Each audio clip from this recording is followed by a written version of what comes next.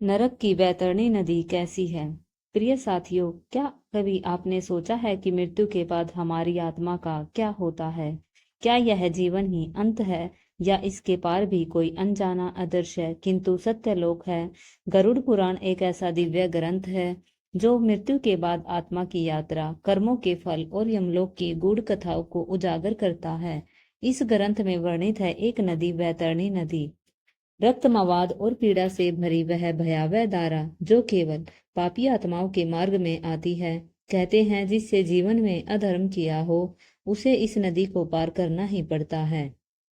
आज हम जानेंगे वैतरणी नदी का रहस्य, उसका स्वरूप, उसका भय और उससे मुक्ति के उपाय। तो चलिए आत्मा के उस रहस्यमयी सफर पर बढ़ते हैं जहाँ केवल हमारे कर्म साथ चलते हैं। प्रिय मित्रों, हमारे सनातन शास्त्रों में जन्म और मरण को जीवन का एक अविभाज्य चक्र माना गया है।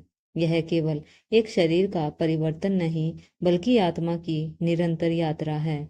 इसी यात्रा के रहस्यों को विस्तार से समझाता है गरुड़ पुराण, एक ऐसा दिव्य महापुराण जो मृत्यु के बाद आत्मा की स्थिति, कर्मों के फल और यमलोक के रहस्यमय मार्गों का विस्तार से वर्णन करता है।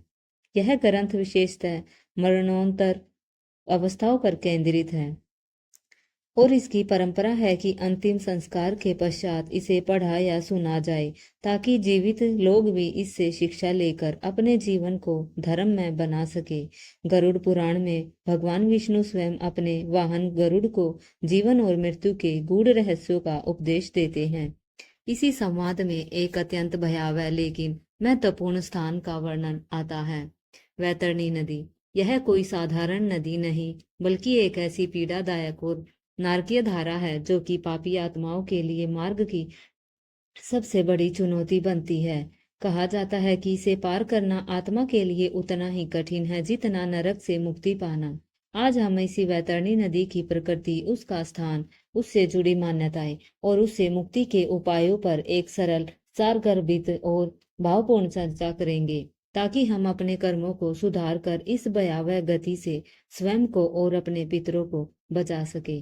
तो आइए गरुड़ पुराण के दिव्य ज्ञान से आत्मा की इस अनदेखी यात्रा को जाने जिससे मृत्यु के बाद हर प्राणी को तय करना होता है। दूसरे शब्दों में यह यमराज के लोक का प्रवेश द्वार है जो आत्मा के कर्मों के आधार पर अलग अलग अनुभूतियां प्रदान करती है। गरुड़ पुराण में वैतरणी नदी का जो दृश्य चित्रित किया गया है वह अति भयावह और रोंगटे खड़े कर देने वाला है। कहा गया है कि यह नदी इतनी भयानक है कि इसका वर्णन सुनकर ही आत्मा कांप उठती है। पृथ्वी की नदियों में तो स्वच्छ जल बहता है पर वैतरणी नदी में जल की धारा नहीं बहती बल्कि रक्त और मवाद की पीव की दुर्गंध युक्त धारा बहती है। गरुड़ पुराण के अनुसार यह नदी अत्यंत विशाल है, लगभग 100 योजन सैकड़ों किलोमीटर चौड़ी और इसका दूसरा किनारा दूर दूर तक दिखाई नहीं पड़ता। नदी का पानी गाढ़ा रक्त है जिसमें जगह जगह मांस के लोथड़े और चर्बी की दलदल सी जमा है।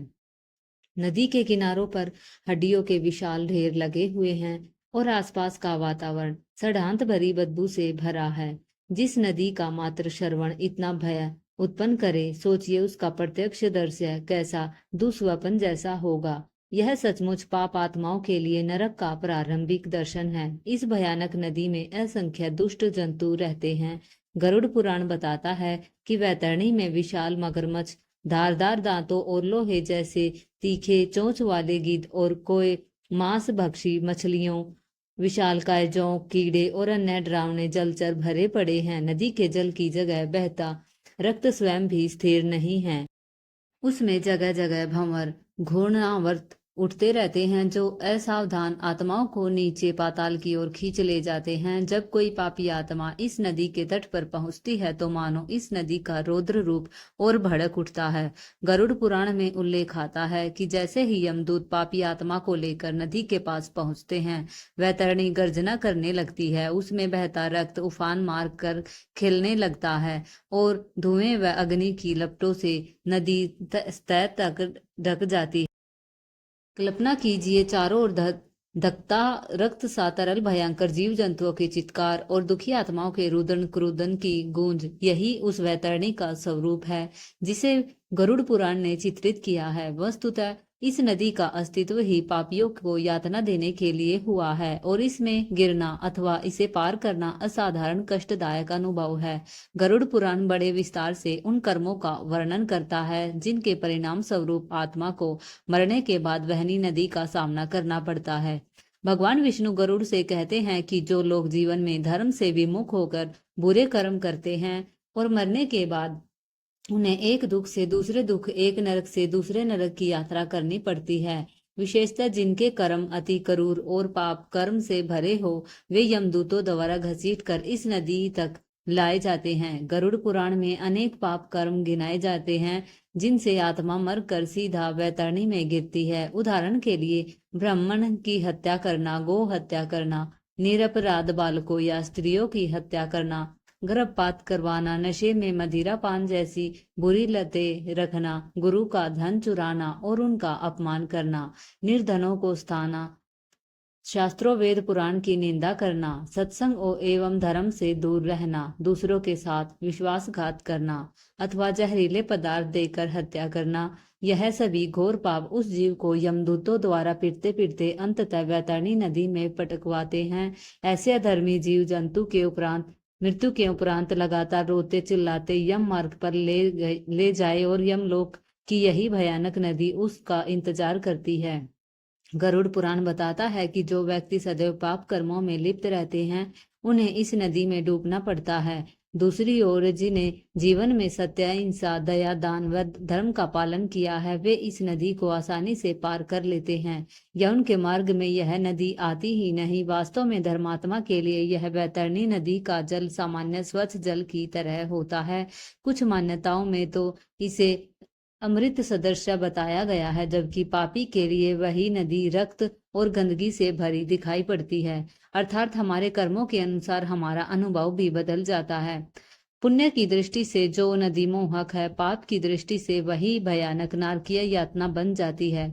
वैतरणी नदी को पार करना पापी आत्माओं के लिए सरल नहीं है, बल्कि यह तो उनके दंड का ही एक भाग है। जिन आत्माओं ने जीवन में कई सत्कर्म या पुण्य अर्जित नहीं किया उन्हें यमदूत इस नदी के किनारे छोड़ देते हैं और उस पार यमपुरी तक पहुंचने के लिए आत्मा को स्वयं प्रयास करना पड़ता है।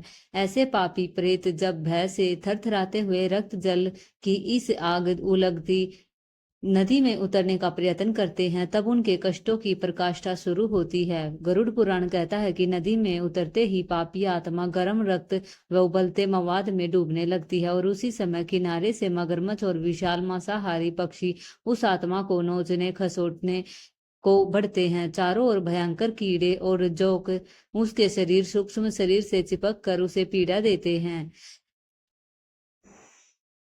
वह आत्मा भूख और प्यास से व्याकुल भी होती है, किंतु वहां पीने को केवल खून और गंदगी है। अंततः पापियों की दशा ऐसी हो जाती है कि मजबूरन वे उस रक्त मवाद से भरी नदी का तरल पीने लगते हैं। यह सोचकर ही हृदय सिहर उठता है कि आत्मा किस प्रकार तड़प कर खून पीने को विवश होती होगी। जो पापी आत्माएं इस नदी में गिरती हैं उनका कोई उद्धार करता वहां तुरंत नहीं होता। वे छटपटाते हुए बार बार गहरे भंवर में डूबती है, नीचे अधोलोक में चली जाती है, फिर कुछ समय बाद ऊपर आती है और फिर कोई जलचर उन्हें घसीट ले जाता है। उनके करुण क्रुदन गूंजते हैं पर उनकी सहायता को कोई नहीं आता। इस प्रकार वैतरणी पार करने की प्रक्रिया स्वयं एक भीषण यातना बन जाती है। गरुड़ पुराण की कथाओं में उल्लेख है कि यदि आत्मा के कुछ संचित पुण्य शेष भी हो तो प्रारंभ में कुछ दूरी तक पैदल यमलोक का मार्ग तय करने के बाद उसे वैतरणी पार करने के लिए सहायता मिल सकती है। लेकिन जिसके पुण्य बहुत अल्प या नगण्य है वे उस किनारे पर असीम समय तक प्रतीक्षा करने को विवश हो जाते हैं। कहा गया है कि ऐसे पापी प्रेत अनिश्चित काल तक वैतरणी के तट पर रह सकते हैं। अंततः कालांतर में यमराज के दूत निर्णय होने पर उन्हें पकड़कर घसीटते हुए इस नदी की प्रचंड धारा को पार कराते हैं। यह जबरन पार कराना भी कम कष्टदायी नहीं होता। यमदूत उन आत्माओं को पिटते हुए, धक्का देते हुए रक्त रूपी नदी में घुसा देते हैं और दूसरी ओर खींच ले जाते हैं। इस प्रक्रिया में आत्मा को ऐसा प्रतीत होता है मानो वह असंख्य वर्षों तक निरंतर कष्ट में पड़ी हो, क्योंकि वहां समय की गणना भिन्न हो जाती है। जिस आत्मा के पास ना तो पुण्य हो ना कोई सहारा, उसके लिए वैतरणी पार करना अत्यंत कठिन ही नहीं, लगभग असंभव है। विशेष ध्यान देने योग्य बात यह भी है कि जब तक आत्मा वैतरणी पार नहीं करती, वह यमराज की सभा तक पहुंच ही नहीं सकती। यमलोक में प्रवेश के लिए यह चरण महत्वपूर्ण करना जरूरी है, क्योंकि कोई आत्मा किसी कारणवश वैतरणी में ही अटकी रह जाए, जैसे ही उसके परिवारजन ने अंतिम संस्कार ना किया हो या उससे कोई सहायता ना मिली हो, तो ऐसी दशा में वह आगे नहीं बढ़ पाती। ऐसी आत्माएं ना यमपुरी पहुंच पाती है और ना वापस पृथ्वी लोक पर जन्म दे सकती है। वे एक प्रकार से बीच में ही अटक कर रह जाती है और प्रेत योनि में भटकती है। इसलिए हिंदू धर्म में मृत्यु के तुरंत बाद अंत्येष्टि और तदंतर श्राद्ध आदि कर्म करने पर बहुत जोर दिया गया है, ताकि कोई आत्मा अस्थायी रूप से भी भटकने को बाध्य न हो। दुनिया में कोई तारणहार ना हो तो वैतरणी जैसी नदी को पार करना असंभव है, परंतु ईश्वर ने करुणावश उस कुछ उपाय बताए हैं जिनकी बदौलत आत्मा इस भयावह नदी को पार कर सकती है। गरुड़ पुराण के उपदेश अनुसार जीवन में किए गए पुण्य कर्म ही मरने के बाद वहनी पार कराने में असली सहायक होते हैं। जिन लोगों ने अपने जीवन में दान पुण्य किए हो, वे इस नदी को अपेक्षाकृत आसानी से पार कर जाते हैं। खासकर गोदान, गाय का दान को इसमें सर्वोपरि माना गया है। शास्त्र कहते हैं कि मरने के बाद आत्मा जब वैतरणी तट पर पहुंचती है तो उसे पार उतारने के लिए एक नौका या तारणी उपस्थित होती है। वैतरणी पार कराने वाले इस नाविक द्वारा आत्मा से पूछा जाता है, क्या तुमने अपने जीवन में गोदान किया है? यदि उस आत्मा ने गोदान की थी तो उसे नाव में बैठने का अवसर मिलता है और वह भयावह नदी सुरक्षित पार कर लेती है। लेकिन यदि उस आत्मा ने गाय का दान नहीं किया था तो वह नाविक उसे झिड़क कर किनारे छोड़ देता है और फिर आत्मा को स्वयं नदी में उतरना पड़ता है। यही कारण है कि हिंदू धर्मों ग्रंथों में अंतिम समय गाय का दान करने का विशेष विधान बताया गया है। इसे वैतरणी दान भी कहते हैं। माना जाता है कि मरणासन अवस्था में या मृत्यु के तुरंत बाद एक सुंदर गाय दान स्वरूप प्रदान करने से आत्मा को वैतरणी पार करने के लिए गाय की पूंछ या सींग का सहारा मिल जाता है और वह सुरक्षित पार हो जाती है। अगर गाय वास्तविक रूप से दान न की जा सके तो प्रतीक के रूप में सोने की गाय का दान करने का भी उल्लेख आता है। कई स्थानों पर मृत्यु के 11वें दिन यह गोदान कराया जाता है। यह प्रथा इतनी महत्वपूर्ण है कि इसे बिना टाले खुद जीवन काल में ही कर लेना चाहिए। गोदान के अतिरिक्त भी अन्य पुण्यों का फल आत्मा को वैतरणी पार कराने में मिलता है। गरुड़ पुराण में कहा गया है कि जिस व्यक्ति ने अन्न दान, वस्त्र दान, धन का दान, अर्चना या यज्ञ आदि कुछ भी सत्कर्म किए हैं, उन पुण्यों के फल स्वरूप उसे किसी न किसी प्रकार की सहायता इस यात्रा में मिल जाती है। कभी उसे स्वतः एक नाव मिल जाती है या कोई देवदूत राह दिखा देता है। जिनके पुण्य अधिक हैं वे तो दिव्य नौका में सहज पार हो जाते हैं। वास्तव में अच्छे कर्म जीवन में एक पुल का कार्य करते हैं जो इस भयावह नदी के आर पार जुड़ जाता है। कई धर्म ग्रंथों में यह भी कहा गया है कि यदि मरते समय व्यक्ति भगवान का नाम स्मरण करता हुआ अथवा किसी सदगुरु की शरण में प्राण त्यागे तो उसकी गति सरल हो जाती है। गरुड़ पुराण में उल्लेख है कि यदि पापी भी सच्चे गुरु का अनुयायी रहा हो तो यह गुरु कृपा से उसका हाथ पकड़कर सहानुभूति एवं शक्ति प्रदान करके इस नदी को पार करा सकता है। गुरु या ईश्वर की भक्ति अंततः जीवन को उस परम सत्ता से जोड़ देती है जिसका प्रकाश घोर अंधकार में वैतरणी को भी पार कराने में सक्षम है। यदि कोई व्यक्ति जीवन में यह पुण्य न कमा पाया हो तो उसके परिजनों के लिए धर्मशास्त्रों में निर्देश है कि वे श्राद्ध आदि उपायों द्वारा दिवंगत आत्मा को बल प्रदान करे। गरुड़ पुराण स्वयं कहता है कि अपने हाथ से किए हुए दान पुण्य सर्वोत्तम फल देते हैं। यदि बीमारी की अवस्था में या मरते समय व्यक्ति कुछ दान करे तो वह भी कुछ हद तक 100 गुना फल देता है। किंतु यदि मरने के बाद पुत्र आदि परिजन उसकी ओर से दान करते हैं तो वह मात्र साधारण फल ही देता है। इसलिए बुद्धिमानी इसी में है कि मनुष्य जीवित रहते हुए ही धर्म कार्य करे। पर यदि किसी कारणवश जीव ने यह नहीं किया तो इसके परिवारजन गाय का दान, तिल नमक, लोहे का बर्तन, भूमि, अन्न, घी आदि का दान मृतक के निमित्त कर सकते हैं। इन दानों को गरुड़ पुराण में अत्यंत कल्याणकारी बताया गया है। विशेषकर नमक का दान तो परलोक के द्वार खोलने वाला कहा गया है। श्राद्ध कर्म में पिंड दान, गंगा जल और तुलसी दल आदि के माध्यम से भी पितृ आत्मा को शांति दी जाती है। ऐसी मान्यता है कि इन कर्मों से आत्मा को कुछ तृप्ति मिलती है और वह अपने दुखद सफर को आगे बढ़ा पाती है। यही परिवारजन यह कर्तव्य ना निभा पाए तो संभव है आत्मा वैतरणी के तट पर लंबे समय तक तरसती रह जाए। अतः गरुड़ पुराण ने चेतावनी दी है कि मरणोत्तर कर्मों के भरोसे ना रहे, जीवन में ही सत्कर्म करके रखे। आजकल धर्म शास्त्रों में वर्णित एक व्रत भी प्रचलित है जिसे वैतरणी व्रत कहते हैं। यह मार्गशीर्ष मास के कृष्ण पक्ष की एकादशी को किया जाता है। इस व्रत में भगवान की पूजा के साथ गाय की पूजा कर उसे दान किया जाता है। माना जाता है कि इस व्रत को करने से मनुष्य अपने जीवन काल में ही वैतरणी पार करने का आशीर्वाद प्राप्त कर लेता है।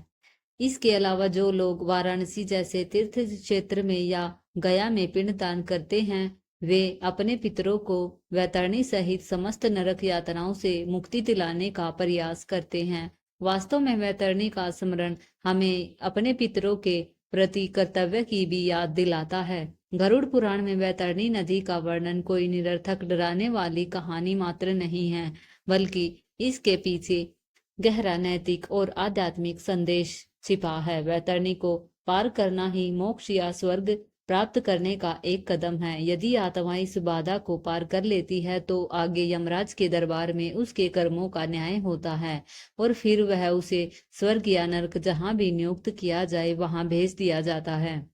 लेकिन वैतरणी में डूब जाना यह दर्शाता है कि जीव को अपने पापों का भोग भोगे बिना मुक्ति नहीं मिल सकती। ऐसी भयानक यातना का वर्णन शास्त्र इसलिए करते हैं ताकि जीवित रहते हुए हम पाप कर्मों से दूर रह सके।